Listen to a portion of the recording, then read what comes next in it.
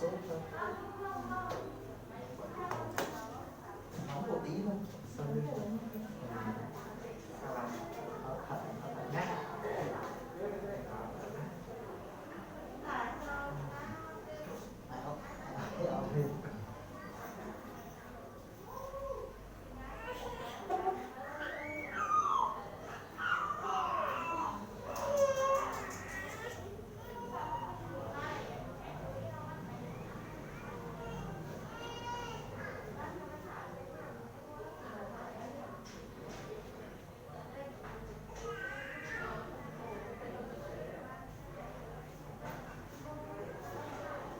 Cho nó vào bên nhé, đến phổi đấy nhá. Cháu được mấy tháng rồi? Sắp được 2 tháng rồi. Được 2 tháng rồi.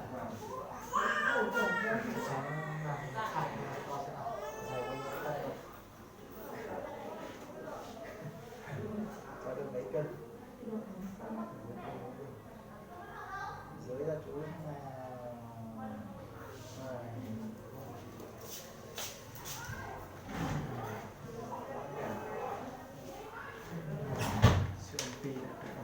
bác sĩ nghỉ đi học rồi.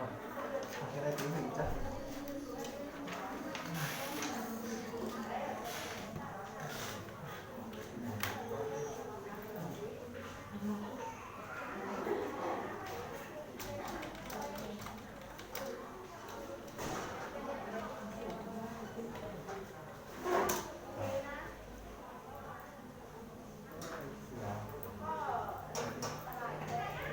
Cháu bị mấy ngày rồi? Mới bắt đầu bị rồi. Cháu để ở đây hay để ở viện? Để ở đây.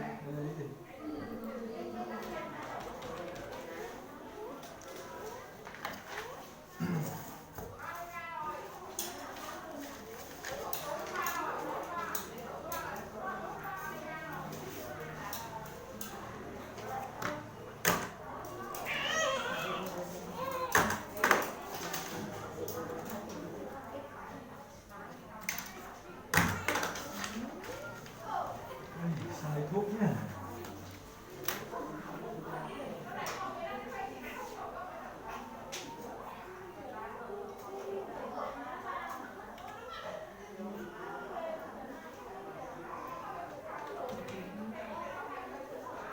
Ở nhà cho uống thuốc gì chưa?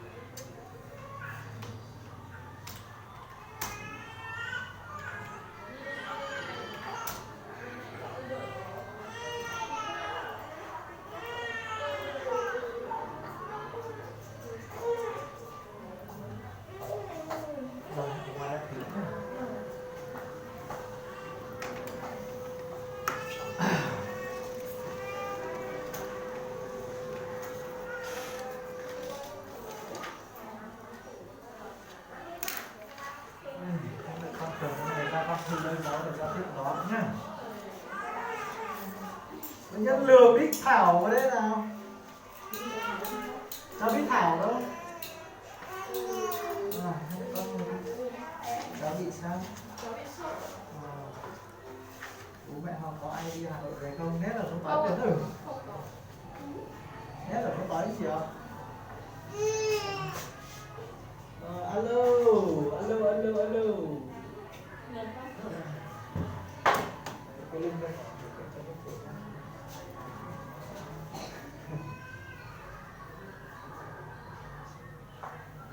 Cháu bị nói nghe rồi.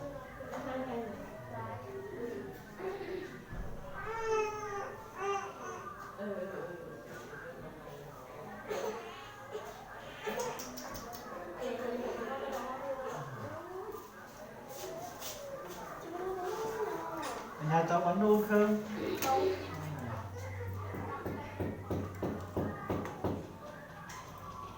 Cháu được mấy tháng rồi? 11 tháng dưới, xong rồi 12 tháng 15 này.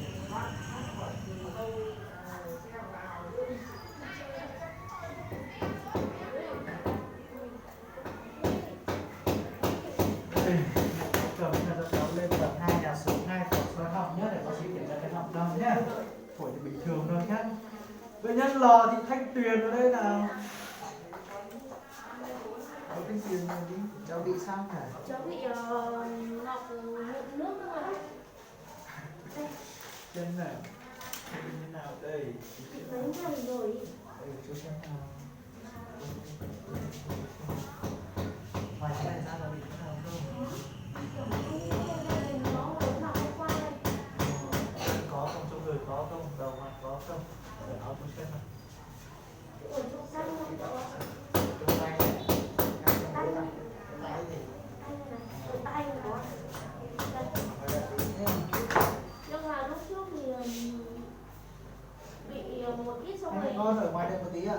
một ít xong rồi nó mọc dần.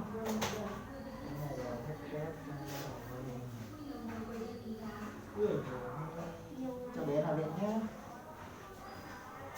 Nào viện rông ạ. Cái này làm việc nó thôi thuốc thôi là Nào viện uống mua thuốc về uống mua thuốc. dạ. Và cho cháu xét nghiệm là nếu mà cái này nó nặng, nó xuống máu nhiều, xuống trong người ấy, nhiều thì vào viện, và nếu mà không thì chú cái thuốc về nhé. Cái này là không cho ăn thịt gà, trứng gà, con tôm, con cua nhé. Ăn cái đồ đấy vào là nó sẽ bị biến nhiều. Về lấy cái lá kinh dưới và tía tô, lá diền ấy, đun cùng nhau cho cháu tắm.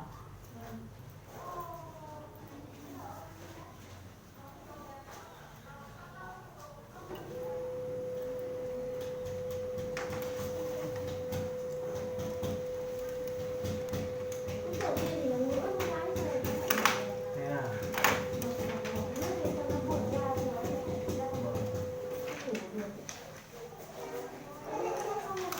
Ê, hai mẹ con đã không xét nghiệm tầng 2 nhà số 2 bên kia nhé. Nhớ lo nào. Đây, món đi kìa à.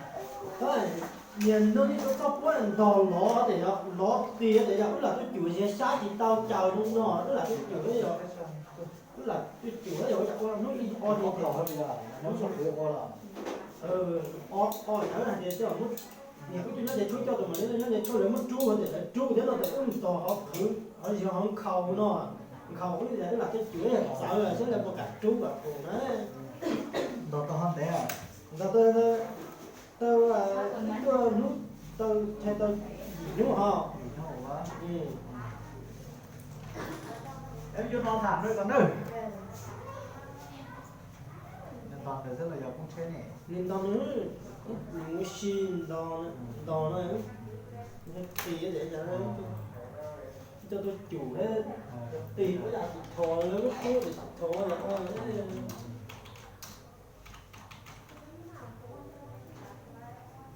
Đi chả nó mua cái các món nó có thể thể nó là kéo ở đây coi dù ha khẩu trang này cho sẽ để cho nó nữa. Dù coi dù phong coi dù khách ha coi dù bắt trẻ. Dù chỉ mua món thì cho ra được mua món dù tôi liền nói tiếp chống này thì nó mà nó chạm mà nó nòng tên mà nó họ mua món rồi dùng rồi đấy. Rồi con này dùng luôn rồi nè. giờ một tháng rồi lấy chú à Nhưng một tháng bây giờ ý là lên từ phố cũ rồi mà cái đầu tụi bắt sau là cứ thả tôi xin lo là giờ mình có sĩ giờ mình lo mà giờ mình cứ thả tôi xin lo là chú chỉ tao có chua thế là để không rộng mà dù tôi nhớ thì chua này tôi là lấy sổ công việc nếu mà cái phòng chủ đấy là nó nằm ở trong trạng khoang ngoại cả và là tru này nhé bắt đầu là xanh để tới trụ nữa và ta nó là bút nữa cái là chủ là quay đó còn là không chủ đấy đó lò thì hoa vào đây nào. Hai mẹ con người đi cháu không có bảo hiểm hay sao mà lại đi thu phí đấy dạ yeah. Cháu bị sao cháu sốt thì cười nó em xuống mua đi để cho khám uống xong rồi lấy ra các cái con tổ nhiều xem nó bị lâu chưa.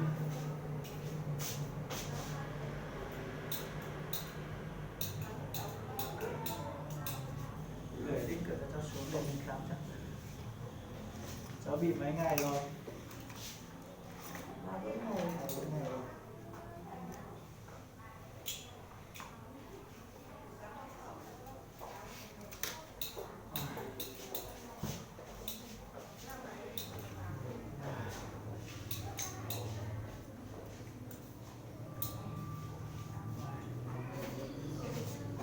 Cháu được mấy tháng rồi?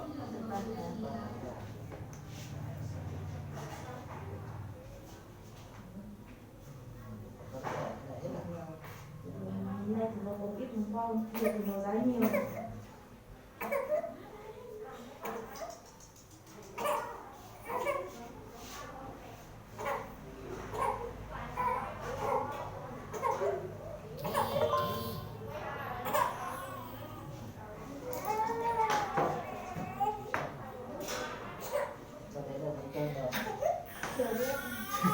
Cho cháu vào viện nhá.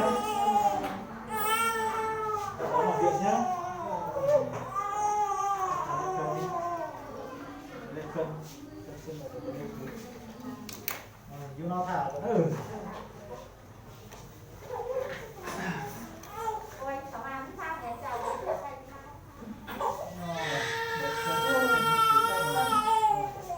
Ngoài đợi tí nhá.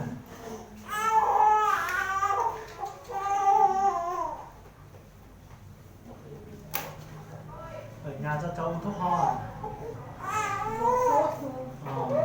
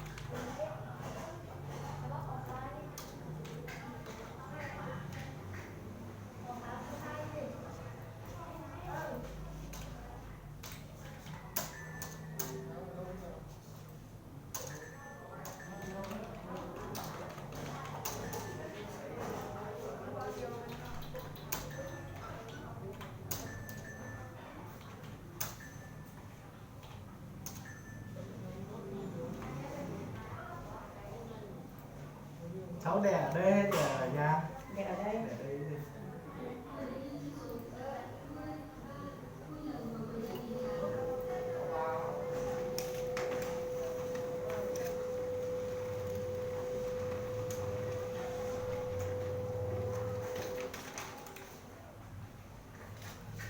Hai mẹ con cầm cái này ra văn thư lấy dấu để con tiếp đón để xuống khoa nhi nhé. Cô nói từ đấy. Đúng rồi, ra văn thư trước này.